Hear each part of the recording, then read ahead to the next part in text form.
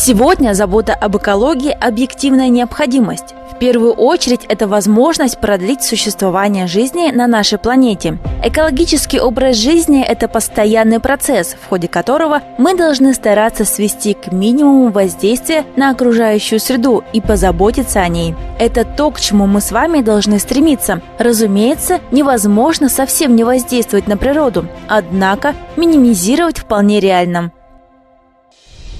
С 1 января 2019 года начали действовать новые правила обращения с твердыми коммунальными отходами, согласно федеральному закону номер 89. Благодаря реформе движение отходов стало прозрачным и контролируемым. За перевозку твердых коммунальных отходов из точки А в точку Б в городском округе город Якутск, городском округе Жатай, Хангаласском, Намском и Горном районах отвечает региональный оператор Якутск Экосети.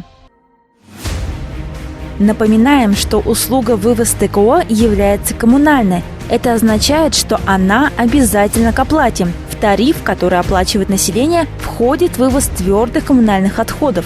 Каждый житель, предприниматель или юридическое лицо обязано оплачивать услуги по вывозу твердых коммунальных отходов своевременно.